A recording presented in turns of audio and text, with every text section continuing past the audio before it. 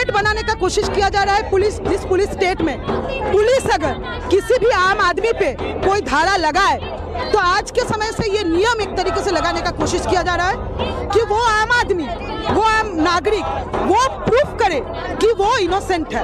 अभी तक नियम ये था, अभी तक लॉजिक ये था कि पुलिस अगर धारा लगाती है तो पुलिस का जिम्मेदारी है कि वो साबित करे कि ये व्यक्ति गुनहगार है। आज एक आम नागरिक को पूरे के पूरे पुलिस तंत्र के सामने, पूरे के पूरे पुलिस व्यवस्था के सामने, पूरे के पूरे राज्य तंत्र के सामने अपने आप को, एक आदमी को, एक नागरिक को डिफेंड करना पड़े। तो ये पुलिस स्टेट लाया जा रहा है। अंग्रेजों को समय में जिस तरीके से हर एक भारतीय को क्रिमिनल समझा जाता था क्योंकि वो अंग्रेजी हुकूमत के खिलाफ लड़ते थे और अपने आप को बेगुनाह साबित करना भारतीयों का जिम्मेदारी होता था, उसी तरीके से अंग्रेजों के समय का भयावहता फिर से वापस लाई जा रही है। पुलिस का अधिकार बढ़ाया जा रहा है कि बिना पेशकश के मैजिस्ट्रेट के सामने पुलिस अपने हिरासत पे ज़्यादा समय तक रख सकती है और ऐसे स्थिति में हमको पता है कि कौन भुगतेगा, क्रिमिनल भुगतेगा कि नहीं। सवाल ये नहीं है, भुगतेगा वो जिसके पास अपने आप को डिफेंड करने के तरीके और संसाधन कम है।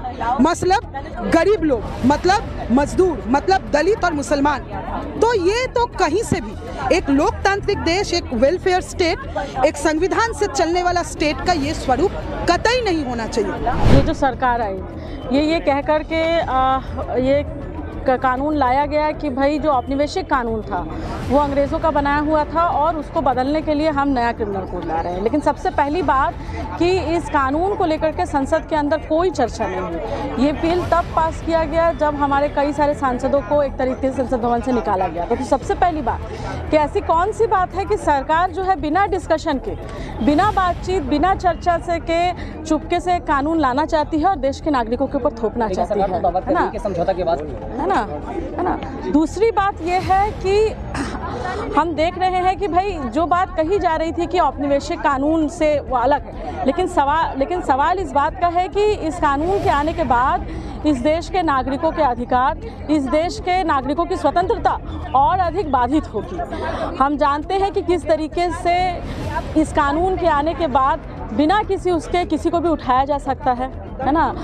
बेल मिलने में दिक्कत की जा सकती है, रिमांड पे भेज देने पर एक तरीके से दिक्कत होगी। तो सवाल इस बात का है कि आज के समय में ये सरकार, हम जानते हैं कि जब एक के बाद एक कई सारे ऐसे लोग जो आंदोलन में हैं और उनके ऊपर तमाम तरह के केसेस थोपी जा रही है। हमने अभी अरुंधति रॉय का मामला देखा, जिस अरुंधति रॉय को तमाम तरह के लेखक सम्मान से सम्मानित किया जा रहा था, हमारे देश की सरकार उनके ऊपर यूएपीए लगाती है। तो सवाल इस बात का है कि देश के अंदर लोगों को प्रतिरोध करने का अधिकार होगा कि नहीं। लोग अगर प्रतिरोध करेंगे और उनके ऊपर कोई भी कानून थोप करके उनको अंदर डाल दिया जाएगा और शायद इस नए क्रिमिनल कोड के आने के बाद ये प्रक्रिया और तेजी से होगी। तो हम लोग इसके खिलाफ यहाँ पर प्रदर्शन कर रहे हैं, यहाँ पर आंदोलन में हैं और इस सवाल को उठा रहे हैं कि आखिर सरकार को इस देश के नागरिकों से डर क्यों लगता है। कानून को लाने की सरकार की क्या मंशा हो सकती है? सरकार की मंशा सीधी सी बात है, पुलिस स्टेट बनाना चाहते हैं, तानाशाही और दमन लागू करना चाहते हैं, इसके लिए उन्होंने इस कानून को लाया है। वरना ऐसा कानून लाया जाता है जिसमें 150 सांसदों को सस्पेंड कर दिया जाए और आप कानून पास कर दीजिए।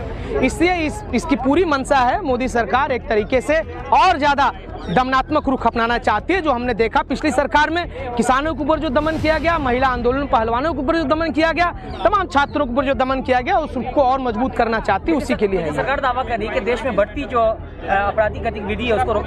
बिल्कुल, इससे कुछ भी नहीं होगा। हमारी जो कानून की पहले से धाराएं थी वो पर्याप्त सक्षम थी इस देश के भीतर अपराध को रोकने में।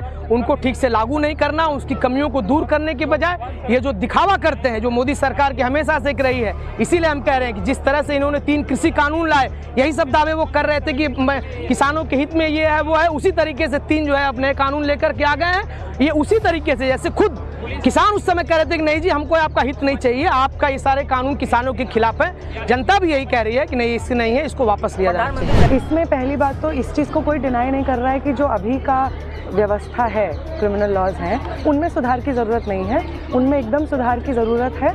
और लेकिन उस सुधार का जवाब ये जो 3 लॉज आ रहे हैं वो नहीं है। ये जो 3 लॉज आ रहे हैं ये तमाम तरीके के जो इंडिविजुअल लिबर्टी के राइट्स हो गए, डिसेंट के राइट्स हो गए, प्रतिरोध करने के राइट्स हो गए, उनको कर्व करता है। और उसके साथ साथ जिस तरीके के ड्रैकोनियन लॉज एग्जिस्ट करते हैं, चाहे वो UAPA हो या सेडिशन के तमाम लॉज हों, उन लॉज को भी मजबूत करता है। और उसमें जो एंटी नेशनल या टेररिज्म का भावना या जो देशद्रोह का जो परिभाषा है उसको लिया गया है, उसको कोई बदलाव नहीं किया गया है। बोल रहा है कि हमने मॉब लिंचिंग के खिलाफ लॉ बनाया हुआ है, लेकिन जो मॉब लिंचिंग के खिलाफ लॉ है, आज के समय में अगर मॉब लिंचिंग किसी चीज़ के आधार पे हो रही है जिसको झुकलाया नहीं जा सकता है, वो है धर्म के आधार पे। आप किसी को भी मुस्लिम बोल करके उनको लिंच कर सकते हैं और व्यवस्था आपके साथ में खड़ी हो जाती है। लेकिन जो मॉब लिंचिंग का लॉ बना है उसमें धर्म का आधार गायब है।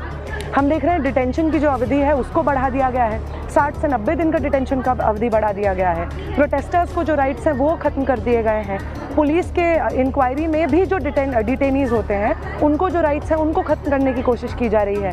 आप किसी यूनियन से जुड़ सकते हैं, नहीं जुड़ सकते हैं, आप किसी जगह पे इकट्ठा हो सकते हैं, नहीं इकट्ठा हो सकते हैं, इन तमाम चीज़ों के ऊपर प्रतिबंध लगाया जा रहा है। और पहले जो दिक्कतें थी हमारी लॉ की न्याय व्यवस्था में, उस व्यवस्था में ये दिक्कतें और गहरी होती जा रही हैं। सरकार झूठ बोलती है, नरेंद्र मोदी झूठ बोलते हैं और ये साबित है कि वो झूठ बोलते हैं, वो नफरत फैलाते हैं, वो झूठों के पुलिंदा पे अपना सरकार चलाते हैं। नरेंद्र मोदी झूठ बोल रहे हैं, वो पुलिस स्टेट बना रहे हैं, वो खौफ से नागरिकों को जिंदा रखना चाहते हैं, नागरिक डरा रहे। जब ये कानून लागू हो रहा था तो सारे ट्रांसपोर्ट वर्कर्स, ट्रक ड्राइवर्स, उन्होंने हड़ताल बुलाया था। क्या लगता है ये कानून क्यों उन्होंने हड़ताल बोला था? उस देश के नागरिक नहीं है।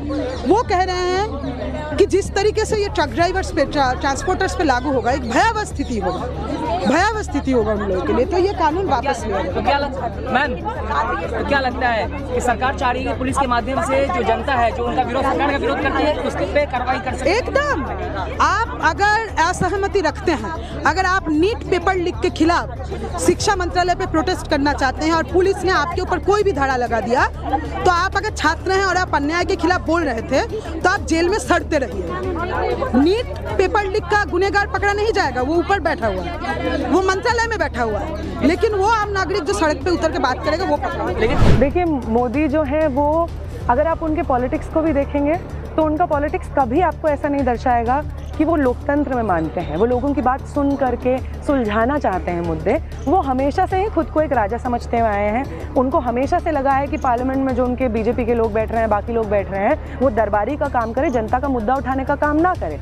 इस वजह से भी जो लगातार कानून आते हैं उनके अंडर, वो कानून इस तरीके से होते हैं जिसमें ना उन्होंने जो पार्टीज़ के लिए कानून बन रहे हैं उनका कोई सुझाव लिया होता है, ना किसी सोसाइटी, समाज के अलग अलग तबकों के जो उनमें इंटरेस्टेड पार्टीज़ हैं उनका सुझाव लिया होता है, ना क्रिटिक लिया होता है। सड़क पे जो उन कानूनों के खिलाफ प्रदर्शन कर रहे होते हैं, भारी देश भर में विरोध हो रहा होता है, ना वो उनकी सुनते हैं, क्योंकि उनको लगता है कि वो राजा हैं।